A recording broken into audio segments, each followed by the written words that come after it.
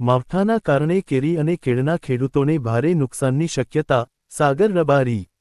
માવઠા પછી સરકારે તાત્કાલિક યુદ્ધના ધોરણે નુકસાનીનો સર્વે કરી લેવો જોઈએ, સાગર રબારી. તારક ચિહ્ન માવઠામાં જો ખેડૂતોને નુકસાન થશે, સરકારે તાત્કાલિક વળતર ચૂકવવું જોઈએ, સાગર રબારી. તારક ચિહ્ન આ સિઝનમાં કેરી ઓછી આવી છે, માવઠાના કારણે કેરીના ભાવ આસમાને જવાની શક્યતા, સાગર રબારી. તારક ચિહ્ન અમદાવાદ, સુરત, નર્મદા, ભરૂચ, વલસાડ, નવસારી, જૂનાગઢ, જામનગર, ભાવનગર, બોટાદ, અમરેલી, રાજકોટ, ગુજરાત. આમ આદમી પાર્ટીના ગુજરાત પ્રદેશ મહામંત્રી અને જાણીતા ખેડૂત વિશેષજ્ઞ સાગર રબારીએ એક ગંભીર મુદ્દા પર વિડીયોના માધ્યમથી પોતાની વાત રજૂ કરતા જણાવ્યું હતું કે 7 તારીખની જેમ માવઠાની અને વાવાઝોડાની આગાહી છે, તેમાં સમગ્ર ગુજરાતના ખેડૂતોને અને ખાસ કરીને કેરી અને કેળની ખેતી કરનાર ખેડૂતોને મોટા પાયે નુકસાન થવાનું છે. પાકેલી કેરી પર જો એક ટીપું પણ પાણી પડી જાય તો તે સડવા માંડે છે અને હાલ માવઠાની જે આગાહી છે તે એવા જ વિસ્તારમાં છે જ્યાં કેરીનું વાવેતર થયેલ છે. સુરત, નર્મદા, ભરૂચ, નવસારી, વલસાડમાં મોટા પાયે હજારો હેક્ટરમાં આંબાની ખેતી કરવામાં આવી છે. તો આ તમામ જગ્યાએ ખેડૂતોને ભારે નુકસાન થવાના ચાન્સ છે. કેરીના ખેડૂતો સિવાય કેળના ખેડૂતોને પણ નુકસાન થવાનું છે. સુરત, નર્મદા, ભરૂચ અને આણંદમાં સહિતના વિસ્તારમાં હજારો હેક્ટરમાં કેળનું વાવેતર કરવામાં આવેલ છે.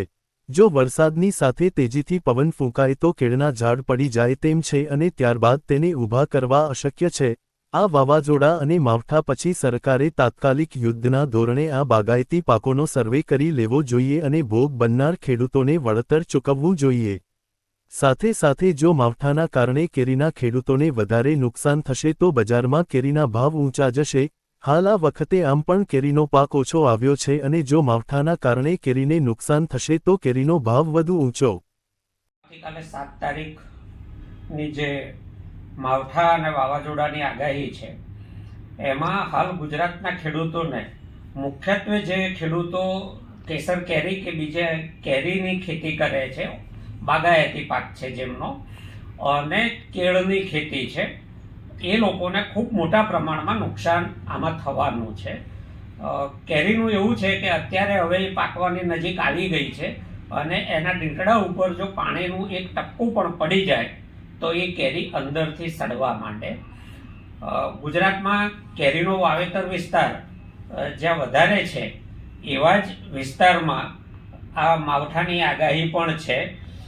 સુરતમાં 10,239 હેક્ટરમાં છે આંબાની ખેતી, નર્મદામાં 3,711 હેક્ટર, ભરૂચમાં 2,956 હેક્ટર, એવી રીતે સૌથી વધારે નવસારીમાં 34,878 હેક્ટર અને વલસાડમાં 38,033 હેક્ટર આ છે આંબાની ખેતી. તો કેરીના ખેડૂતોને તો ખૂબ મોટા પ્રમાણમાં નુકસાન જશે.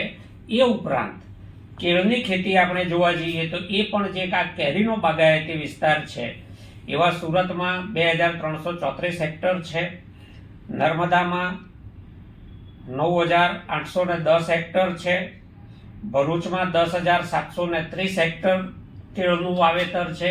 એવી રીતે આણંદ જિલ્લામાં પણ મોટા પ્રમાણમાં કેળનું વાવેતર છે. આ કેળ જો વરસાદની સાથે પવન ગતિથી ફૂંકાય તો કેળના છોડ પડી જશે. એ ફરીથી ઊભા કરવા અશક્ય જેવું છે. બીજી ગાંઠ ફૂટે ત્યાં સુધી ખેડૂતે રાહ જોવી પડશે. કેરી અંદરથી સડીને નુકસાન કરશે. ગતિથી પવન ફૂંકાશે વરસાદની સાથે તો કેરી પડી જશે. વાવાઝોડા અને માવઠા પછી સરકારે તાત્કાલિક યુદ્ધને ધોરણે આ બાગાયતી પાકોનો સર્વે કરી લેવો જોઈએ અને ભોગ બનનાર ખેડૂતોને એનું વળતર પણ મળવું જોઈએ. સાથે સાથે જો માવઠાને કારણે કેરીને વધારે પડતું નુકસાન થઈ ગયું તો બજારમાં કેરીના ભાવો ઊંચા જશે. અમસ્તા પણ અત્યારે કેરીનો પાક આ સિઝનમાં ઓછો છે અને એમાં માવઠાથી ખરી પડે અથવા સડી જાય તો ઓર ઘટાડો થશે. એટલે સ્વાભાવિકપણે કેસર કેરીનો ભાવ બજારમાં ઊંચો જાય એ પણ શક્યતા છે.